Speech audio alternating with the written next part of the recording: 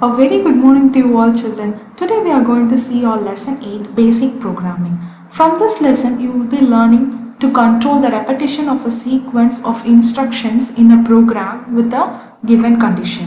You will also be learning a new concept called subroutine and how to use them in the program, and then you will be seeing how to use the string functions in a program. So shall we start learning? What is this? It is the petals of a flower. Yes? On seeing this, what comes to your mind? How many petals are there? Whenever we see an image, a flower image, we tend to count the number of petals. So the number of petals in a flower, it has a particular sequence. Do you all know that? Yes? What is that sequence is called? In our science class, you will be learning that the number of petals on any flowers is mostly depending upon a sequence of numbers called the Fibonacci sequence. So what are the Fibonacci numbers and how do you get the sequence of it? Yes? Do you all know that? So in mathematics, it is a series of the numbers in the integer sequence. So 0, 1, 1, 2, 3, 5, 8, 13 and 21. So can you find what will be the next number after 21? Can you find the answer for this? In what pattern the numbers are arranged here?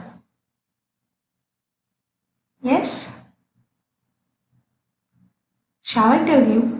The first two numbers in the Fibonacci sequence are 0 and 1. Each subsequent number is the sum of the previous two numbers. For example, 0 plus 1 is 1, and here 1 plus 2 is 3 and 2 plus 3 is 5, 5 plus 3 is 8, 5 plus 8 is 13 and 13 plus 21 is what? It is 34. Yes, so 34 is the next number and then it will be 55. Now at first we are going to learn a program to generate the Fibonacci sequence up to the number 1000. We are going to write a program for it. So before learning to write a program, first we are going to see about the algorithm. So you can see here 0 plus 1 is 1, 1 plus 1, again the number 2, and 1 plus 2 is 3 and 2 plus 3 is equal to 5. So this is the series of the sequence, and then now we are going to see the algorithm for writing the program using this Fibonacci series. So first to write a program, first we need three variables. So I am going to take variable A, B and as well as C. So A is taken as the previous number, B the current number and C the next number. So if you are having three numbers, the first number will be taken as the previous number and the number which is in the middle will be taken as the current number and the number which is in the third place will be taken as the next number. So we need to input a number up to which the series needs to be generated. So we are going to see the numbers up to 1000. And then we are going to print the first two numbers. As long as that the number is 1000, we have to repeat the following. So what we want to repeat, what calculation we want to repeat to get the next number in the Fibonacci series. So what is the process, what we are doing in the Fibonacci series? So we are just adding the numbers, we are adding the previous numbers. So the next number, how will you find the next number? We have to add the previous number. So A plus B will gives you the C, which is the next number.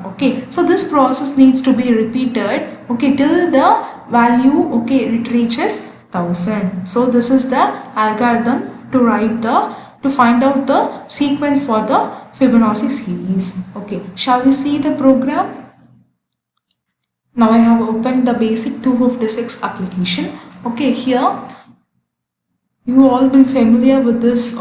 So this is the title bar and this is your menu bar. Here you will be having the frequently shortcut icons which is used frequently. So this is new. You can open a new new window using this, and this is open. If you saved any particular program in it, you can directly open it, and this is used to save, and the run command is used to execute your program, and debug is used to find the error in your program. So this is the here we are going to write the program, and this is your text output area, and this is your graphic output area. So generally the command which is written with an asterisk symbol is the command, and the computer simply it ignores this, and then it moves on to the second step. So at first what we are going to do, we are going to give the input statement. Input, we are going to enter a number within the strings. So within the strings we are going to enter the number. So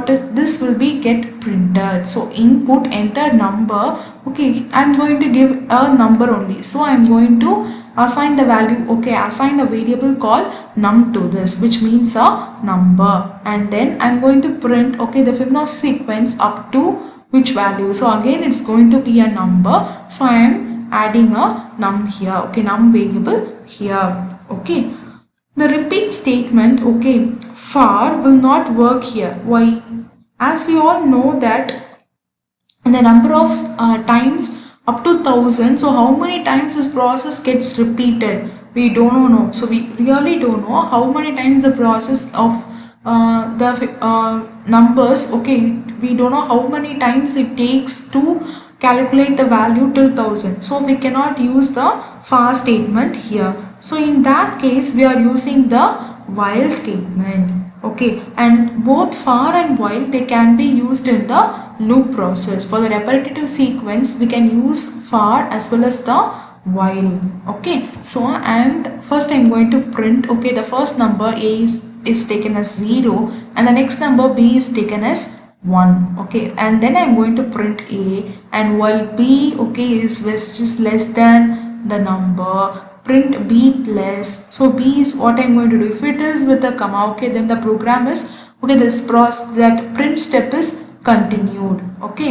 You all be learning that in your lower classes. Yes. So first what I'm going to do, I'm going to calculate C is equal to A plus B, which is the previous number plus the current number. And then A is taken as B and B is taken as C, and the process of the while gets ended here. So have you all clear? First what we are doing, we are asking the user to input a number, and then we are asking the user to input the Fibonacci sequence up to which number, and then we are printing A is equal to 0. We are taking initially, we are taking what? We are taking initially the current, the previous number is 0 and the current number is 1. And then we are instructing the computer to calculate, C is equal to A plus B. The next number is equal to the previous number plus the current number. Here we are using the while statement, since we do not know how many times the repetition process takes place, how many times it takes, it needs to calculate to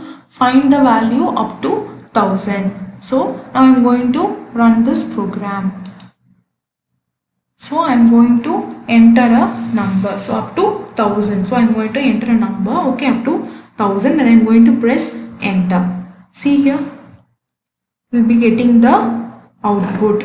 So here Fibonacci sequence up to 1000, up to 1000. So what you needs to print the value, the number which we enter as the input gets print here. So we are going need to assign the same variable here as well as in the first step. If you assign a different variable, then you will not get the output. Now we have generated the Fibonacci series up to the value 1000. Yes, have you all clear, students? Shall we move on to our next program? In our second program, we are going to convert the text to the speech. So up to now we have seen how to get an output using in the form of a text or in the form of a graphic. Now we are going to see how we can convert a text to speech. So in this program, before the input statement, we are going to put the following statement called say. In the computer reads aloud, okay, the text which is given in the command called say. Okay, shall we run this program? So first what I am going to say, I will generate the Fibonacci sequence up to a given number. Then say enter a number, and then the user needs to input a number. Okay, and now I am going to execute this program. Okay.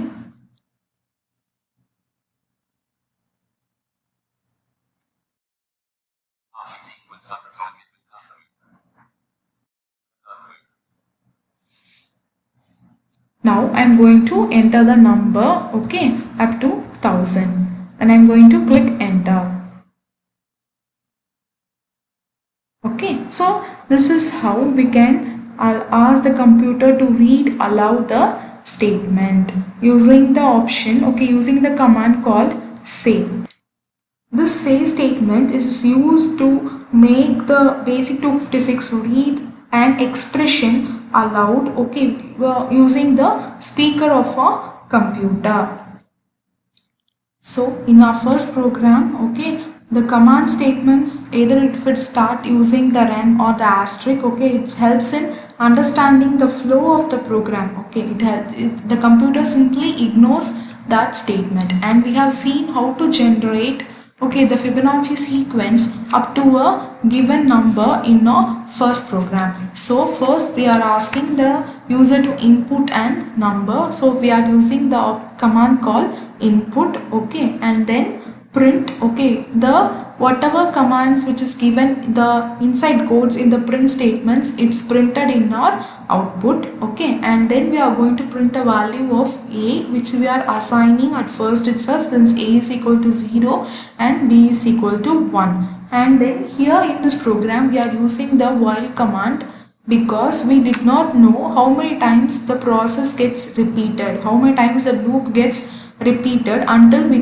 get given a number. For example, you can give 1000, you can give 100, the number it can be anything. So it is our choice. So we do not know what the user inputs, okay, what the user gives us the input. So we cannot determine, okay, only for these much steps only the number, the process will be get repeated. So we cannot use here the for command, and instead of the for we are using the while command here. So both for and while, they can be used in the loop statements. So while b is less than the number, okay, and then what you need to do, you have to print the value of b plus what. So b plus what, you have to print the next number by adding the previous number as well as the current number, okay, and then our process gets ended. So have you all clear, children? And then in our second program we have learned, okay, to make the program, okay, read aloud what sentence we have given, that using the command called say. So I hope you are all clear with these two programs. Okay, thank you everyone.